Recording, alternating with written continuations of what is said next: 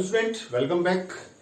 तो हमने काफी कुछ कर लिया है। प्लस टू में हमने रिप्रोडक्शन फ्लावरिंग प्लान कर लिया है, उधर जेनेटिक्स कंप्लीट कर चुके हैं, बायोटेक जो है हम खत्म कर चुके हैं। मतलब काफी अच्छे आपके इम्पोर्टेंट और इंटरेस्टिंग टॉपिक जो हैं कंप्लीट हो चुके हैं।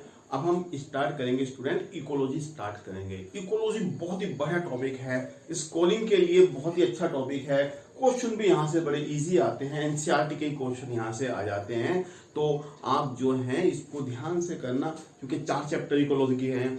एक चैप्टर से 3 क्वेश्चन भी आ गए तो 12 यहाँ से जो है क्वेश्चन आ जाएंगे। बहुत अच्छी आपकी स्कोरिंग हो जाएगी, ठीक है। उधर प्लस वन में भी हमने काफी कुछ कर लिया है, प्लस वन का चल रहा है हालांकि, ठीक है। लेकिन अब आप जो है थोड़ा डाउट लें, ठीक है। डाउट आप जो है व्हाट्सएप ग्रुप के थ्रू भी ले सकते हैं, कोई भी प्रॉब्लम आपकी है तो स्टार्ट करते हैं ecology. And in ecology the first most chapter is the organism and population. बहुत ही अच्छा चैप्टर है, तो देखते हैं कुछ क्वेश्चन करते हैं। ये पहला क्वेश्चन आ गया, a biologist studied the population of eats in a barn. He found that the average natality was 250, average mortality 240, immigration 20 and immigration 30. Then the net increase in population आपसे पूछ रहा है, ठीक है। उसने आपको कुछ डाटा दिए हैं, 4 वैल्यू दे रखी हैं। आपसे पूछ रहा है कि बताइए ये पॉपुलेशन जो है कितनी इंक्रीज करेगी, क्या 10 करेगी, क्या 15 करेगी, क्या 5 करेगी या फिर 0 करेगी। तो स्टूडेंट, थ्योरी के अकॉर्डिंग आप जानते हैं कि मोर्टेलिटी का मतलब होता है डेथ रेट, नेटलिटी का मतलब होता है बर्थ रेट, और जो इमिग्रेशन है उसका मतलब होता है कहीं और से पॉपुलेशन आ गई है, और इमाइग्रेशन का मतलब होता है कि एक प्लेस से पॉपुलेशन टूटकर दूसरे प्लेस पर चली गई है। तो आपको पता ही है एनसीईआरटी में हम इसको कैसे निकालते हैं। तो सबसे पहले हम देखते हैं इसमें क्या क्या है। ये है natality 250, this is the mortality 240, this is the immigration 20 and this is the immigration 30। तो आपको एक सिंपल सा फॉर्मूला आपको बता दिया, हमने कहा था आपको। सो इंक्रीज कितना होगा, n प्लस आई माइनस एम प्लस ई। तो आप इसकी वैल्यू रख सकते हैं, तो आपका आंसर आ जाएगा। तो n की यहाँ 250 प्लस 20, इधर 240 प्लस 30, ये 270 माइनस है, तो आंसर बचा 0। तो इसका आंसर क्या आ जाएगा स्टूडेंट, इसका आंसर आ गया 0 आ गया, क्योंकि यहाँ पर कोई इंक्रीज नहीं होगा, ठीक है। तो ये आपने पढ़ रखा है, तो यहाँ इस तरीके से जो है हमने इसको जो है सोल्व कर दिया है, ठीक है। नेक्स्ट क्वेश्चन पे आते हैं। In a population of 100 individual having R, R यहाँ बेटा होता है इंट्रिंसिक रेट होता है 0.5 फीमेल पर ईयर, ये उन्होंने इंट्रिंसिक रेट दे दिया है। What will be the population size in 6 year, 6 साल बाद पूछ रहा है कि कितना पॉपुलेशन का साइज इंक्रीज हो जाएगा। और आपको इसने ई दे दिया, ई दिया है आपने 2.72 दिया है, showing exponential rate of growth. और इस क्वेश्चन में आपको एक बहुत बड़ा हिंट दे दिया कि ये जो ग्रोथ कैसी है, ये ग्रोथ एक्सपोनेंशियल ग्रोथ होती है। और वैसे भी आप समझ जाना, जहां पर आर होता है ना, आर होता है इंट्रिंसिक रेट, वो हमेशा क्या होती है, वो हमेशा जो है एक्सपोनेंशियल ग्रोथ होती है। अब आपके ऑप्शन में ये है, क्या ये आएगा या ये आएगा, ये आएगा या फिर ये आएगा। तो स्टूडेंट, पहले आपको पता है ना, आपने पॉपुलेशन के 2 टाइप के जो है ग्रोथ पढ़े थे, 2 टाइप के ग्रोथ पढ़ते थे हम। एक कौन सा होता था, लॉजिस्टिक, याद है आपके, लॉजिस्टिक, जिसमें एस शेप का कर्व बनता था।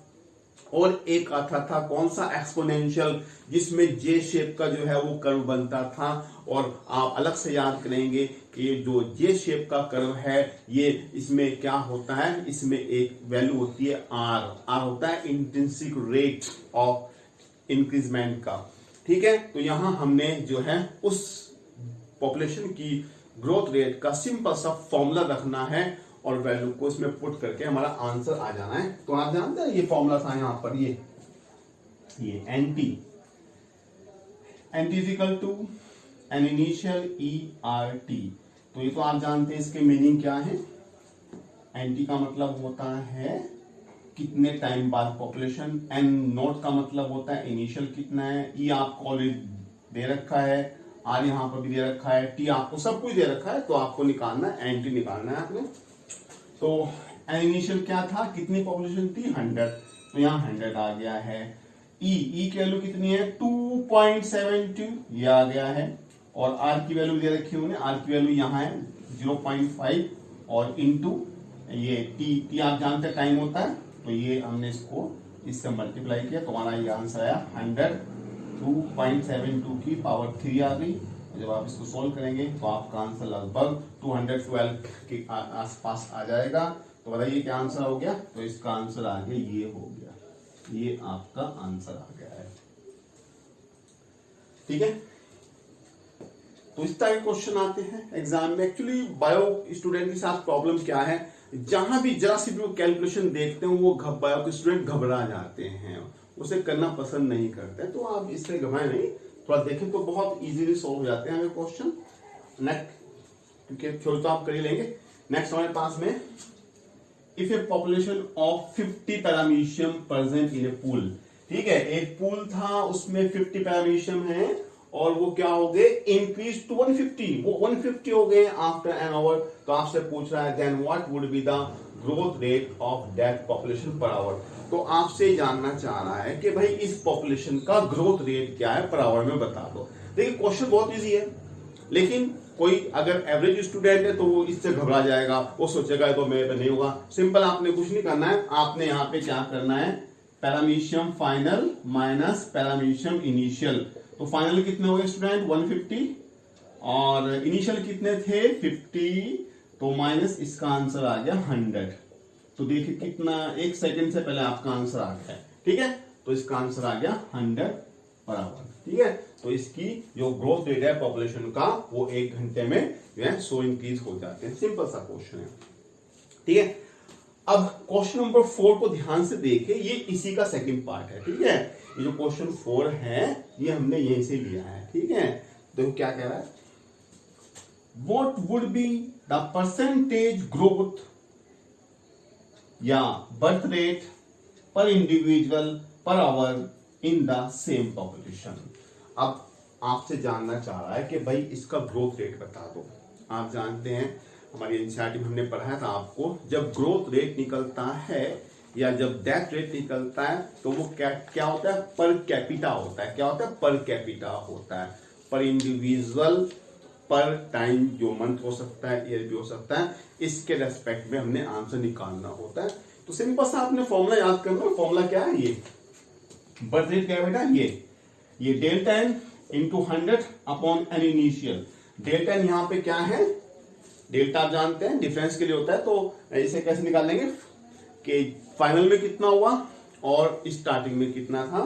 तो फाइनल कितना हो गया था 150, देखो ना 150 हुआ, और इनिशियल कितना था 50, ये हो गया 100 हम निकालते हैं। और यहाँ है एन नोट, एन नोट का मतलब इनिशियल है, तो 50 आ गया यहाँ पर। जब हमने इसको सोल्व किया ये 100 ये, और ये इसको हम सोल्व करेंगे तो 200 आंसर आ जाएगा। ठीक है, तो इसका 200 कैसे आया, ऐसे आया। 200 कैसे आया, 200 ठीक है, पर इंडिविजुअल पर आवर। ठीक है, तो ये आंसर इसका ऐसे आ जाता है। ठीक है, तो आप इसे देखें 1 मिनट। ठीक है, 1 मिनट थोड़ा सा रब करना पड़ेगा हमें इसको। ठीक है, नेक्स्ट क्वेश्चन हमारे पास में है। इस तरह के भी क्वेश्चन एग्जाम में आते हैं कि मैच करके दिखाइए कौन किससे मैच हो रहा है। इसमें डेफिनेशन भी आ सकती है, इंटरेक्शन भी आ सकता है, या एग्जाम्पल भी आ सकते हैं। तो इस तरह के आने के बहुत सारे चांस होते हैं। और ये 19 का ही क्वेश्चन है, लास्ट ईयर आया था ये। तो देखते हैं, इसमें आपसे पूछा कि इसको मैच करके बताइए। What is the saprophyte, what is the parasite, what is the lichens, what is the mycorrhiza. तो ये इन्होंने इसकी डेफिनेशन कहीं जो है लिख रखी है। तो अब आपको ढूंढना है कौन सी डेफिनेशन होगी। ठीक है, तो आप जानते हैं सैप्रोफाइट क्या होता है। सैप्रोफाइट जो होता है वो dead and decaying organic matter के ऊपर ग्रो करते हैं और उसको सिंपल इनऑर्गेनिक में चेंज कर देते हैं। बेस्ट एग्जांपल है इसका बैक्टीरिया एंड फंजाई। तो है कोई ऑप्शन ऐसा, है कहीं ऐसा ऑप्शन? हाँ, ये आ गया ऑप्शन, तो ये इससे मैच हो गया। ठीक है। पैरासाइट क्या होता है? पैरासाइट आप जानते हैं क्या होते हैं। पैरासाइट ऐसे जो हैं ऑर्गेनिज्म होते हैं, प्लांट भी हो सकते हैं, एनिमल भी हो सकते हैं, जो अपने फूड के लिए दूसरों के ऊपर डिपेंड रहते हैं। ठीक है। अब ये आपने पढ़ा था 2 टाइप के हो सकते हैं। अगर कोई दूसरे एनिमल के एक्सटर्नल सरफेस पर है तो उसे हम कहेंगे एक्सटर्नल पैरासाइट, और अगर कोई जो है किसी एनिमल की बॉडी के अंदर रहे तो उसे हम कहते हैं एंडोपैरासाइट, जैसे कि एस्केरिस वगैरह आपने जो है पढ़े थे। एस्केरिस है, फ्लैटवर्म है, ठीक है, टीनस सोलियम वगैरह हम पढ़ते थे, फैसियोला पढ़ते थे हम। ठीक है। तो ये हमेशा किसी लिविंग ऑर्गेनिज्म के ऊपर जो है ग्रो करते हैं। तो है कोई ऐसा ऑप्शन हमारे पास में? हाँ, ये आ गया लिविंग ऑन प्लांट एनिमल में। ठीक है, ऐसे याद करना पड़ेगा। लाइकेंस, लाइकेंस तो आप जानते हैं, लाइकेन में एक एल्गी होता है, एक फंगस होता है, और ये साथ साथ रहते हैं। इनको सेपरेट करना पॉसिबल नहीं होता है। अगर हम इनको सेपरेट करेंगे तो दोनों सरवाइव नहीं कर पाएंगे, तो इसे हम कहते हैं म्यूचुअलिज्म कहते हैं। तो ऐसा कोई ऑप्शन बनना है? हाँ, ये आ गया लाइकेन, ये आ गया। ठीक है। माइकोराइजा, माइक्रो आप जानते हैं, माइको का मतलब होता है फंगस, राइजा का मतलब होता है रूट। तो ये तो आप जानते ही हैं। माइक्रोराइजा ये प्लांट की रूट और एक किसी फंगस के बीच की जो है एसोसिएशन होती है, और दोनों एक दूसरे को बेनिफिट देते हैं। इसका बेस्ट एग्जांपल याद करना है, पाइनस की रूट। ठीक है। पाइनस की रूट जो है बिना माइक्रोराइजा के ग्रो नहीं कर सकती है। तो इसका आंसर क्या आ गया? माइक्रोराइजा का यहाँ हम ये हमने यहाँ मैच कर दिया। ठीक है स्टूडेंट। तो इस तरह के क्वेश्चन हम एग्जाम में आते हैं। फिर से रिपीट कर रहा हूं, इकोलॉजी से क्वेश्चन सिंपल सा ही आता है, ठीक है, लेकिन याद होना चाहिए। नेक्स्ट, ये आपका ऐसा क्वेश्चन देगा, ये एक्सटर्नल लेवल है, ये इंटरनल लेवल है। ठीक है। तो आपको जाना है ए क्या हो सकता है, बी क्या हो सकता है, सी क्या हो सकता है, और इसके एग्जाम्पल भी आपसे पूछता है। तो आपको हमने एक बात बताई थी, होम्योस्टेटिस जानते क्या होता है? होम्योस्टेटिस, होम्योस्टेटिस ये होता है कि ऑर्गेनिज्म की बॉडी ये चाहती है कि मैं अपने इंटरनल एनवायरनमेंट को कांस्टेंट रखूं। बाहर से कुछ भी हो रहा है, एक्सटर्नल एनवायरनमेंट में चाहे कुछ भी हो रहा है, लेकिन मैंने तो क्या करना है, मैंने तो अपनी बॉडी के इंटरनल एनवायरनमेंट को कांस्टेंट रखना है। इसी टेंडेंसी को हम कहते हैं होम्योस्टेटिस। और यहाँ हमारा जो मेन मतलब है वो बॉडी के टेम्परेचर से है और वाटर की कंसंट्रेशन से है। तो जो एनिमल ऐसा कर सकते हैं, जो एनिमल ऐसा कर सकते हैं कि वो अपने टेम्परेचर को मेंटेन रख सकते हैं, बाहर से कुछ भी हो रहा है, तो उनको हम क्या कहते हैं? उनको हम कहते हैं रेगुलेटर। क्या कहते हैं उनको हम? रेगुलेटर। इसका क्या एग्जाम्पल होता है? जैसे बर्ड्स और मैमल्स इसके एग्जाम्पल हैं। और जो ऐसा नहीं कर सकता, जो ऐसा नहीं कर सकता, वो अपनी बॉडी के इंटरनल एनवायरनमेंट को कांस्टेंट नहीं रख सकता, बल्कि वो एक्सटर्नल एनवायरनमेंट के साथ चेंज होता रहता है, तो उन्हें हम कहते हैं कन्फर्म कहते हैं। इसके एग्जांपल आप जानते ही हैं, सारे के सारे प्लांट और बहुत सारे एनिमल जिसमें एम्फीबिया हैं, रेप्टाइल हैं, वो आ जाते हैं। और एक एनिमल इनके जो है इंटरमीडिएट होते हैं। वो कुछ हद तक तो क्या काम करते हैं, कुछ हद तक तो क्या होते हैं, वो रेगुलेटर होते हैं, लेकिन बाद में उनको फिर क्या बनना पड़ता है? बाद में उनको फिर कन्फर्म ही बनना पड़ता है। तो यहाँ आपने सिर्फ इसका एग्जाम्पल लिखना है। तो देखिए ये कई बार हमारे एग्जाम में आ गया, ये है इंटरनल और ये है एक्सटर्नल। तो देखिए अब क्या है, ये एक्सटर्नल चेंज हो रहा है, तो इंटरनल क्या है? इंटरनल भी साथ साथ ही चल रहा है ऐसे। तो बताइए ये कौन हुआ? तो ए को हम क्या लिखेंगे? ये हमारे पास में है रेगुलेटर। इसके एग्जाम्पल क्या आ गए? इसके एग्जाम्पल आ गई बर्ड्स और मैमल्स होते हैं। ठीक है। और फिर देखिए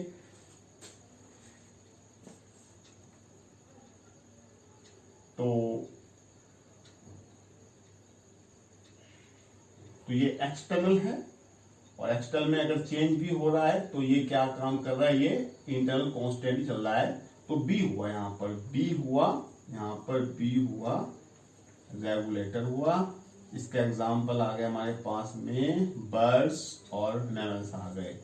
अब जरा इसको देखिए, ये एक्सटर्नल चेंज हो रहा है तो इंटरनल भी क्या है, ये था बी रेगुलेटर, ये बी रेगुलेटर है, और ये ए क्या हुआ बेटा, ए यहां पर हुआ कन्फर्मर, ये क्या हुआ, ये हुआ कन्फर्मर। और दूसरा कैसा है, दूसरा कैसा है कि कुछ हद तक तो क्या था, कुछ हद तक तो ये क्या था, कन्फर्मर था, उसके बाद ये रेगुलेटर हो गया, तो इसे हम कहते हैं पार्शियल रेगुलेटर। तो बेटा आपने ये याद करना, ये एग्जाम में कई बार होता है, ठीक है, इजी है लेकिन करना तो पड़ेगा, इजी है, चाहे टफ हो तो ऐसे ही क्वेश्चन आते हैं वहां पर, ठीक है। नेक्स्ट क्वेश्चन हमारे पास में fills in the lines A B C D respectively. तो ये इसे कहेंगे हम पॉपुलेशन इंटरेक्शन, कि कैसे कैसे इंटरेक्शन हो सकता है। यहाँ जो प्लस का साइन है ये बेनिफिट को शो करता है, जो नेगेटिव का साइन है वो डेट्रीमेंटल, डेट्रीमेंटल का मतलब है वो हार्म या लॉस को जो है शो करता है, और अगर यहाँ जीरो है तो ये जो है अनइफेक्टिव का साइन शो करता है कि भाई यहाँ पर कोई फर्क नहीं पड़ रहा है। तो आप जानते हैं जब दोनों स्पीसीज का बेनिफिट हो तो इसे कहेंगे म्यूचुअलिज्म, हालांकि वो आपसे पूछ नहीं रहा।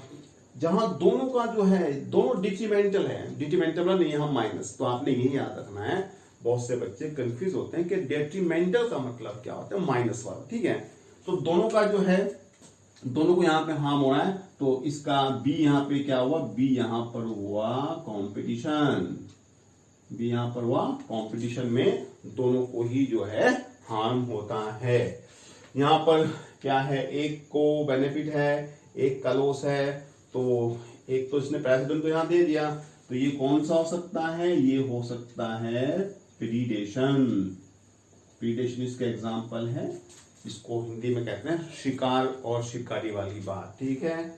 तो ये तो उन्होंने दे दिया, एक को बेनिफिट है, दूसरा अनअफेक्टेड है, ऐसा तो एक ही है, इसका ये बना कॉमनसेलिज्म। क्या बना इसका एग्जाम्पल, ये बना हमारे पास में कॉमनसेलिज्म बना, ठीक है। इसके बहुत सारे एग्जाम्पल में आपको लिखा रखे हैं, जैसे कि मैंगो ब्रांच, मैंगो ब्रांच के ऊपर ऑर्चिड ग्रो करता है, सिर्फ सनलाइट के लिए जो है वो ग्रो करता है, ठीक है।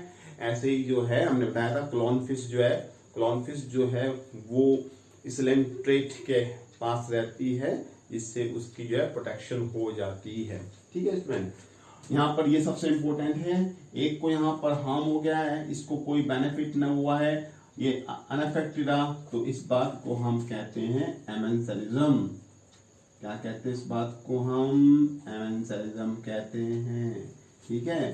तो ठीक है, तो इसका एग्जांपल क्या होते हैं, स्मूथर ग्रोव। स्मूथर ग्रोव ऐसे प्लांट होते हैं जो अपने आसपास के जो प्लांट होते हैं उनको डिस्ट्रॉय कर देते हैं, केमिकल को निकाल कर जो है डिस्ट्रॉय कर देते हैं, लेकिन रिटर्न में उनको कोई बेनिफिट नहीं होता, उनकी बस टेंडेंसी है, उनकी सिर्फ टेंडेंसी है कि दूसरों को हार्म करना है। और इसी एमेंसेलिज्म के बेस पर, इसी याद करना अच्छा क्वेश्चन है, इसी एमेंसेलिज्म के बेस पर जो वो पेनिसिलिन है, जो फर्स्ट एंटीबायोटिक थी, वो इसी के ऊपर जो है बेस्ड थी, वो इसी का प्रिंसिपल हम इसको यहाँ अप्लाई कर सकते हैं।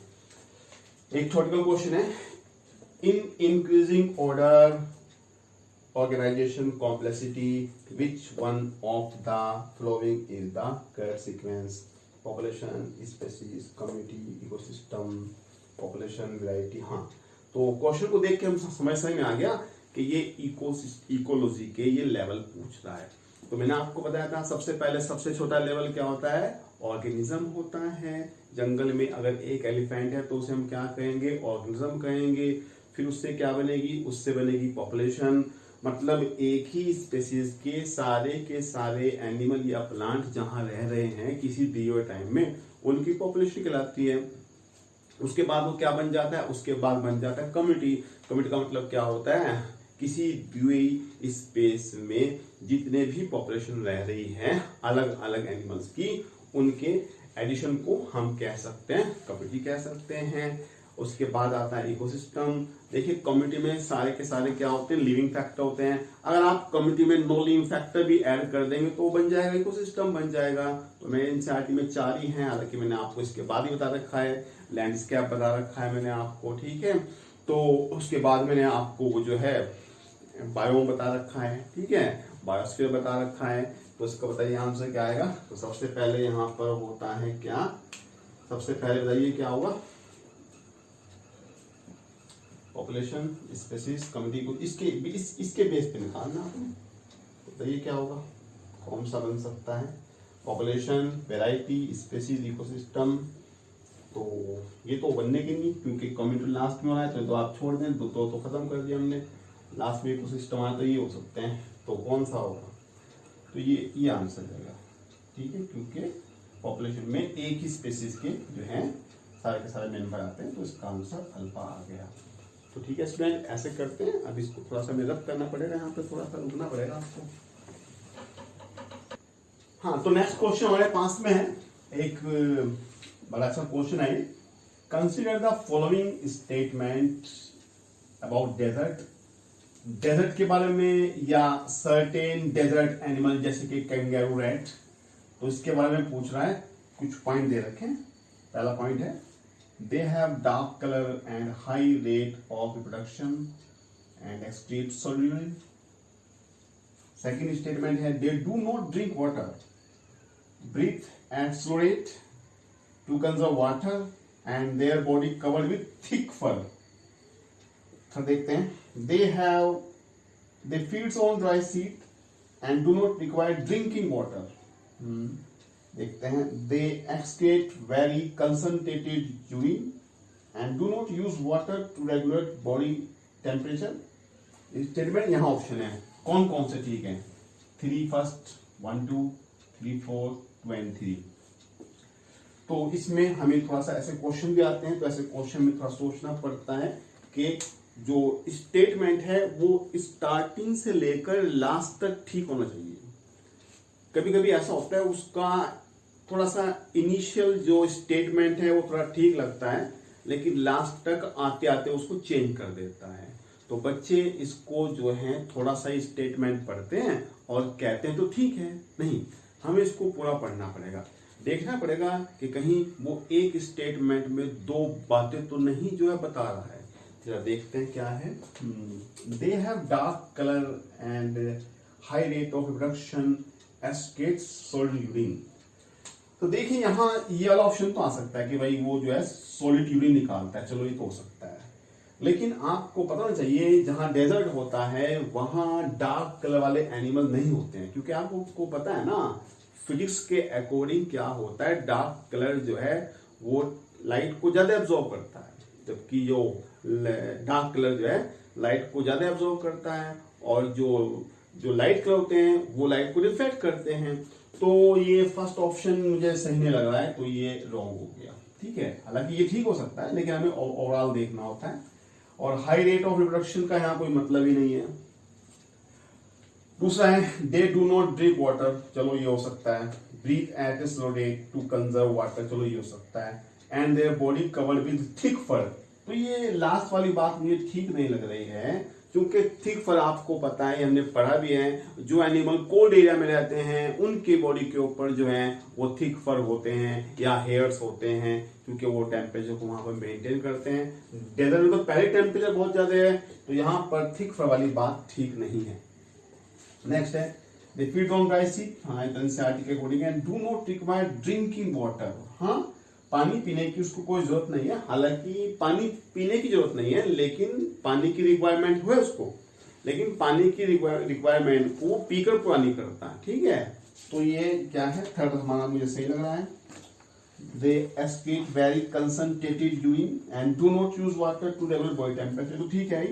तो ये 3 4 मुझे ठीक लग रहे हैं, तो 3 4 का यहाँ पे है कोई ऑप्शन, हाँ ये आ गया, तो इसका आंसर हमारे पास में सी इसका आंसर आ गया, ठीक है।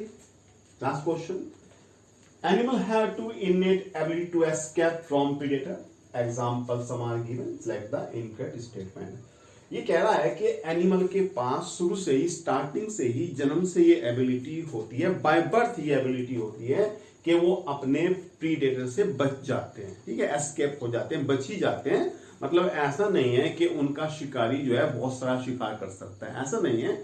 शिकारी को भी काफी स्ट्रगल करना पड़ता है, तब जाके वो एक जो है शिकार को पकड़ सकता है। ठीक है, तो ऐसा देखते हैं क्या क्या एनिमल के पास वो क्या क्या डिवाइस हैं, क्या क्या जो हैं कुछ मीन्स हैं जिससे वो बच जाते हैं। देखते हैं पहला क्या है, वो यहाँ उठाना में जो सही नहीं है वो उठाना। चलिए, कलर चेंज इन कैमिलियन। हाँ, ये तो आप जानते हो कैमिलियन अपना कलर चेंज कर देता है, वो अपने बॉडी के कलर को अपनी बैकग्राउंड से जो है मैच कर लेता है। इस बात को हम कैमोफ्लेज भी कहते हैं, आपको पता है कैमोफ्लेज कहते हैं, तो ये तो ठीक है।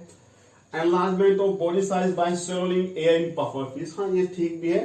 पफर फिश क्या काम करती है, जब उसको लगता है ना कि मैं खतरे में हूं, तो बहुत सारे एयर को वो जो है स्वेलो कर जाती है और अपने बॉडी के साइज को इंक्रीज कर लेती है ताकि जो उसका शिकारी है वो थोड़ा डर जाए। ठीक है, ये भी ठीक है। पॉइजन फैंग इन स्नेक। चलो इसको हम बाद में देखते हैं, पहले देखते हैं मेलानिज्म इन मोथ। ये तो आप जानते हैं जो ब्लैक कलर वाले जो मोथ होते हैं एक्चुअली वो वहां जो है उनको जो है छिपने में जो है हेल्प मिलती है, जैसे आपने देखा था इंडस्ट्रियल मिलन में। देखो ये वाला गलत है, पॉइजन फैंग स्नेक। देखो ये गलत हो गया, मतलब ये यहाँ पर ठीक आ गया हमारे पास में, क्योंकि जो स्नेक के जो पॉइजनस टीथ होते हैं उन्हें फैंग्स कहते हैं। ठीक है, तो वो तो बचने के लिए थोड़ी है, वो तो अटैक करने के लिए, वो तो क्या है, वो तो अटैक करने के लिए है। तो इसका आंसर आएगा पॉइजन फैंग इन स्नेक। तो यहाँ स्नेक जो है डरेगा नहीं, मतलब भागेगा नहीं बल्कि अटैक करेगा। ठीक है, देखिए भागना एक अलग चीज है और अटैक करना एक अलग चीज है। तो स्नेक जो है अपनी इस टीथ की आग से अपने शिकारी से बचता नहीं बल्कि क्या है, वो अटैक करता है। ठीक है, तो ये गलत हो गया। तो स्टूडेंट चैप्टर थोड़ा बड़ा है, तो इसके लिए हमें एक दूसरा लेक्चर भी लेना पड़ेगा, तो हम इसके लिए एक दूसरा लेक्चर भी लेंगे। ठीक है, तो अभी आप इसको पढ़ें, इसकी थ्योरी पढ़ें। ठीक है, मिलते हैं आपसे एक नई वीडियो में, मिलते हैं आपसे, तब तक के लिए good bye and thank you very much.